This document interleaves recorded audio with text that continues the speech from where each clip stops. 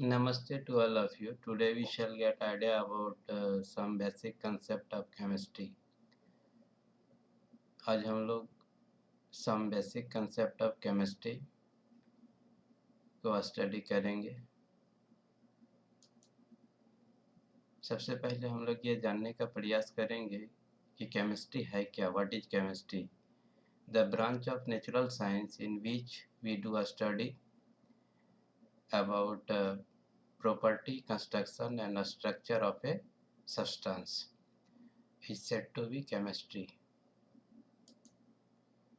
Branch of natural science का एक branch है जिसमें हम लोग property, construction, structure of a substance की स्टडी करते हैं। All substance contain matter. States of matter, there are 3 states of a matter. Matter का 3 स्टेट होता है, सॉलिड, लिक्विड एंड गैस। तो शेप और वॉल्यूम के आधार पर हम लोग किसी मैटर के स्टेट्स को डिफाइन कर सकते हैं। With the help of shape and volume we are able to define the states of a matter, solid, liquid and gas. These are the states of a matter. In case of solid, both volume and shape are definite. Solid वाले case में shape और volume दोनों ही definite होता है। Liquid वाले case में shape indefinite होता है लेकिन वॉल्यूम जो है डिफिनिट होता है। गैस वाले केस में दोनों ही इनडिफिनिट होता है। So if the shape and volume both are definite, then we say this is the solid. Any matter which have definite volume but indefinite shape is said to be liquid. Any matter which have both volume and shape are indefinite, then we say that this is the gas. Classification of matter. Matter को classified किया गया है। There are matter is classified into 3 parts, or there are 3 types of matters which are element, compound and mixture.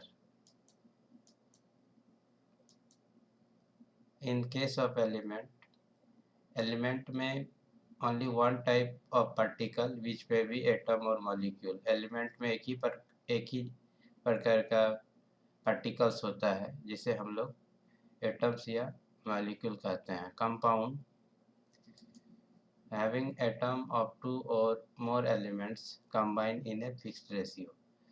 Compound में 2 या 2 से अधिक element के atom होते हैं और ये फिक्स्ड रेशियो में कंबाइन हुए रहते हैं। Mixture, substance around us is said to be, or most substance around us is said to be mixture.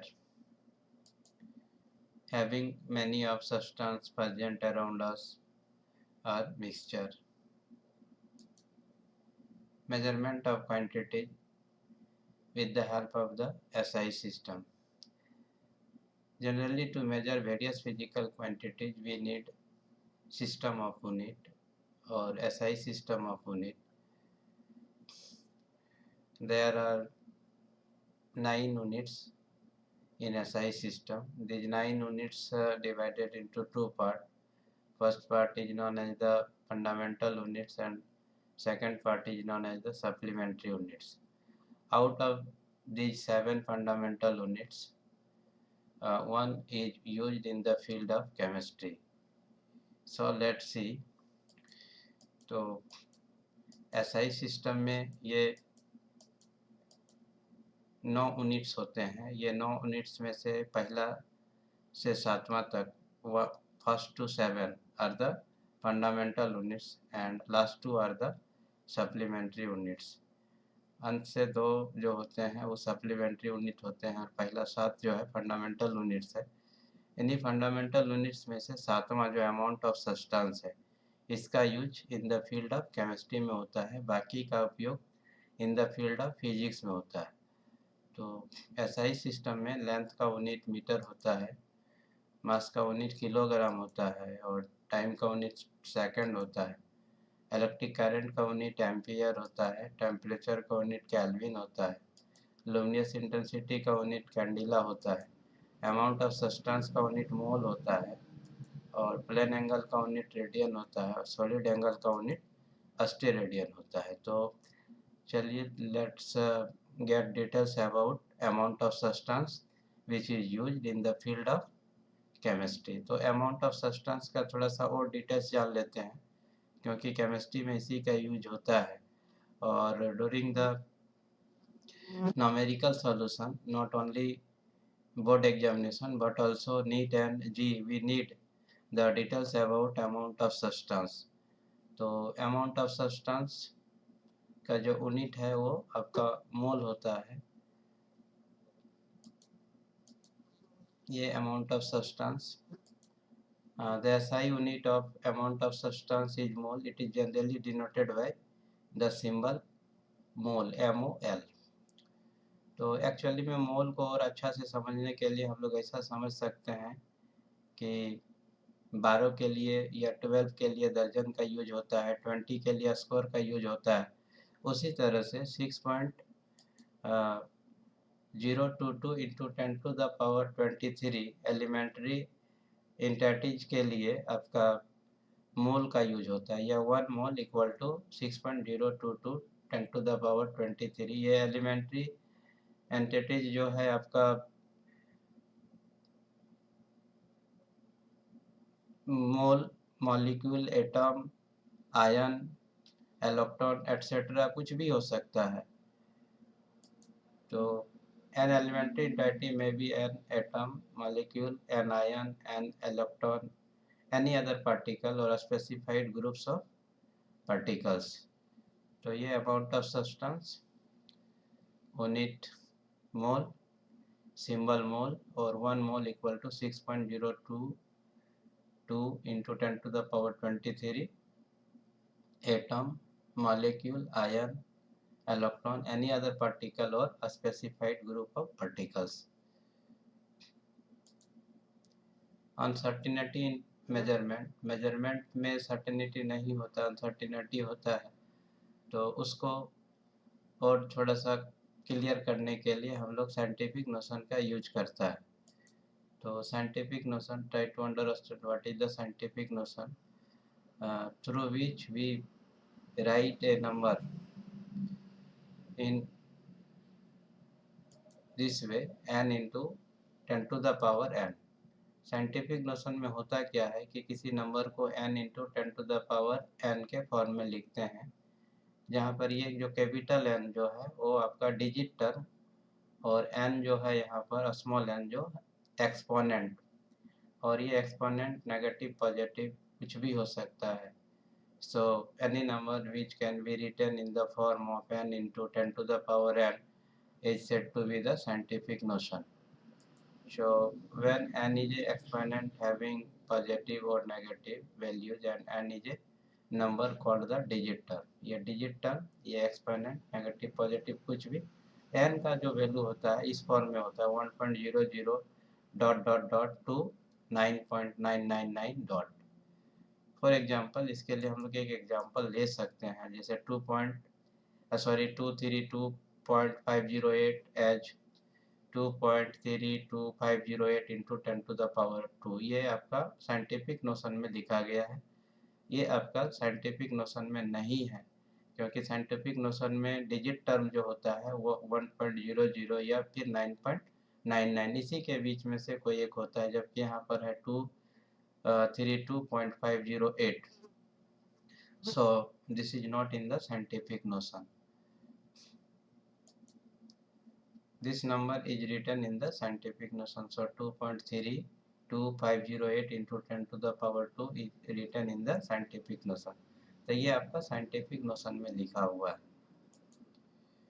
Scientific notion में मल्टीप्लिकेशन और डिवीजन कैसे करें, तो यदि मान लीजिए कि दो नंबर 5.6 इंटू 10⁵ इंटू 6.9 इंटू 10⁸, ये आपके साइंटिफिक नोशन में लिखा गया है। तो इसमें क्या होता है कि डिजिट टर्म या n वाले पार्ट को एक साथ मल्टीप्लाई कर देते हैं और 10⁻n वाले पार्ट को फिर एक साथ मल्टीप्लाई कर देते हैं। तो इस तरह से जैसे इसको मल्टीप्लाई किए तो 38.64 इंटू 10⁻13 आया, तो 38.64 जो है आपका साइंटिफिक नोशन में नहीं है, तो साइंटिफिक नोशन में ये हो जाएगा 3.864 इंटू 10⁻14। तो डिवीजन वाले केस में भी वही होता है, n पार्ट वाले को डिवाइड करते हैं और फिर 10⁻n पार्ट वाले को भी डिवाइड करते हैं। तो इन केस ऑफ डिवीजन, ये डिवीजन का एक एग्जांपल है।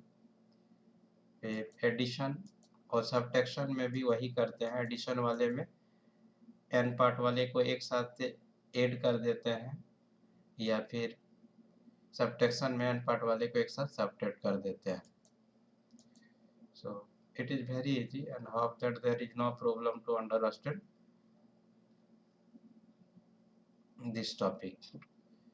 So let's see.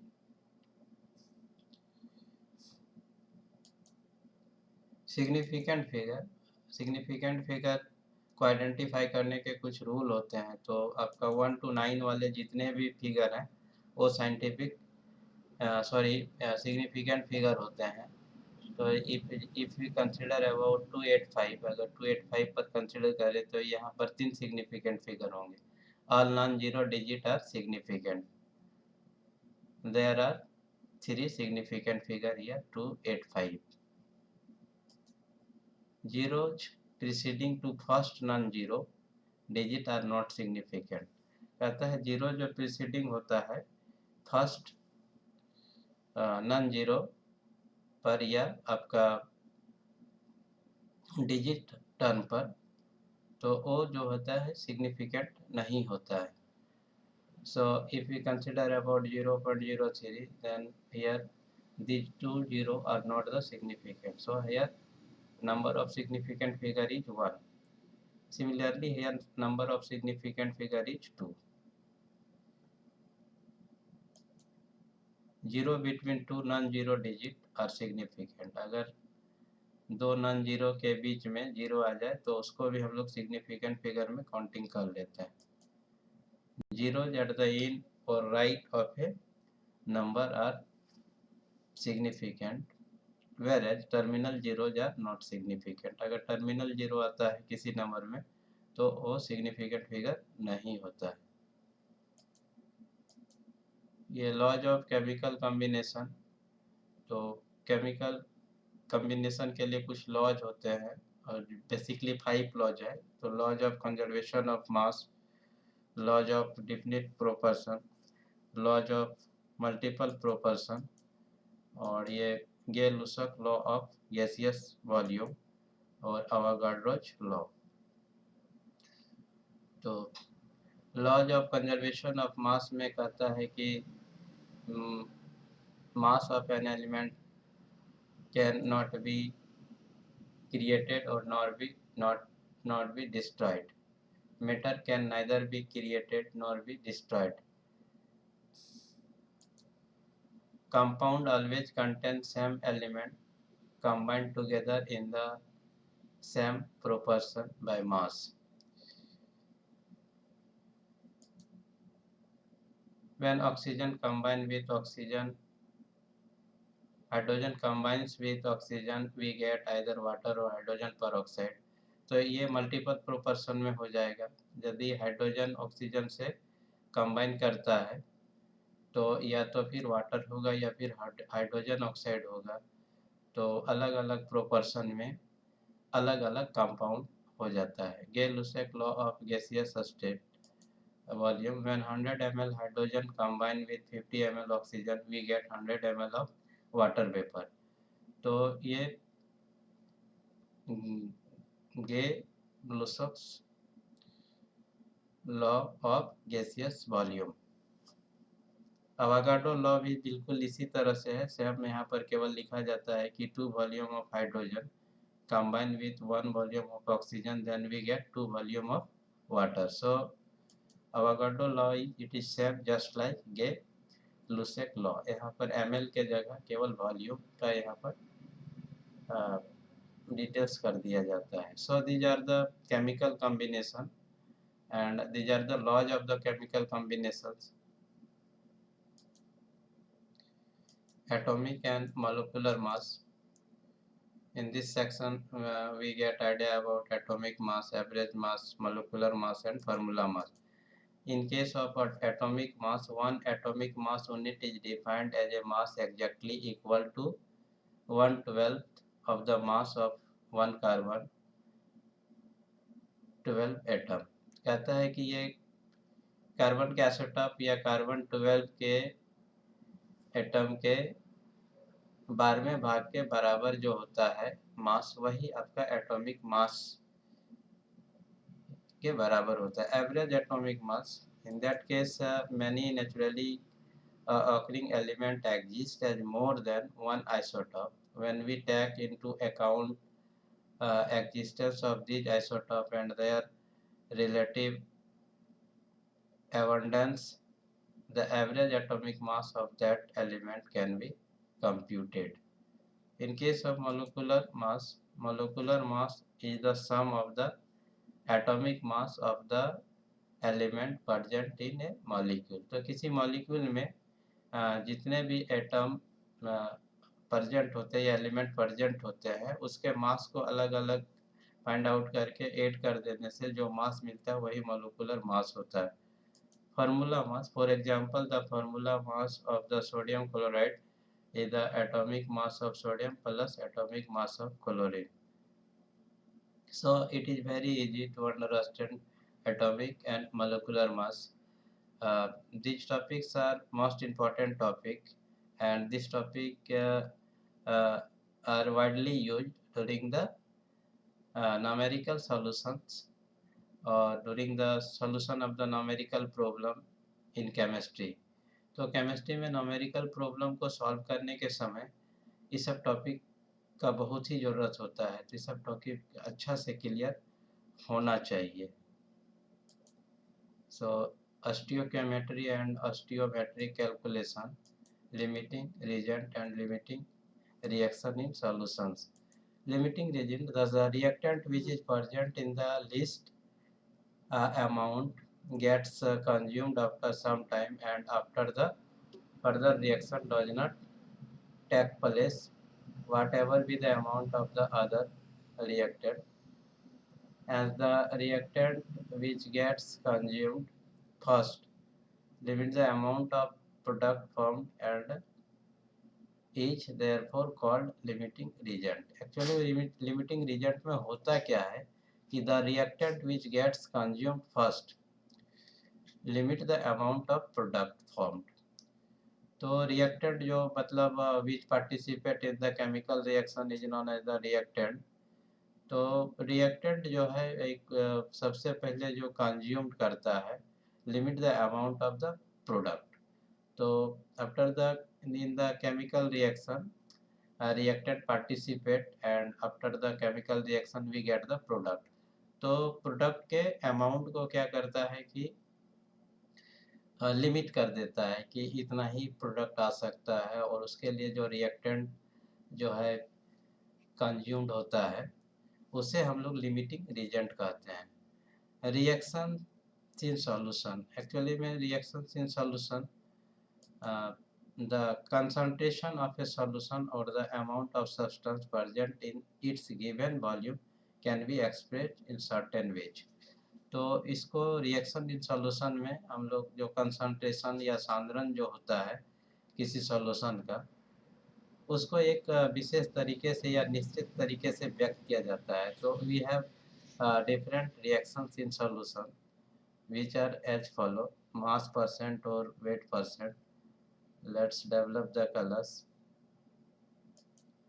So reaction in solution, mass percent or weight percent, mole fraction, molarity और molality. सॉल्यूशन की बात आती है तो यहाँ पर सॉल्वेंट और सॉल्यूट, एक सॉल्यूशन के दो ही पार्ट होते हैं, solvent or solute. Solvent, it means that which is in larger amount, and solute it means that less amount. तो हम लोग ऐसे भी समझ सकते हैं कि मतलब सॉल्यूशन में सॉल्वेंट और सॉल्यूट होता है। जो डिजॉल्व होता है उसको हम लोग सॉल्यूट कहते हैं, और जो डिजॉल्व करता है उसको हम लोग सॉल्वेंट कहते हैं। If we consider about the solution of water and mixture, then water is the solvent and sugar is the solute. तो हम लोग इसको ऐसे समझ सकते हैं, मास परसेंट और वेट परसेंट। तो mass percent equal to mass of solute by mass of solution into 100। तो ये mass percent of the solute हो गया। मोल फ्रैक्शन ऑफ ए, अगर दो पार्टिसिपेट कर रहा है तो number of moles of A by number of moles of solution. फिर molarity generally denoted by capital M, और हम लोग ये कंसीडर करते हैं number of mole of the solute per litre of the solution. Molarity per KG number of moles of solute, और हम लोग कंसीडर करते हैं पर केजी सॉल्वेंट में सॉल्यूट की quantity, that is known as the molarity. In this way, some basic concept of chemistry, this chapter is over. These are the most important sub topics and topics जिसको हम लोग अभी एक एक करके study किया। ये इस चैप्टर के सब टॉपिक्स थे। So thanks to watch. Stay with me till the explanation of the last topic. So once again I thanks to all of you to stay with me. एक बार मैं आप सबों को धन्यवाद देता हूँ कि आप हमारे साथ रहे टॉपिक के लास्ट एक्सप्लेनेशन तक, और लास्ट टॉपिक के एक्सप्लेनेशन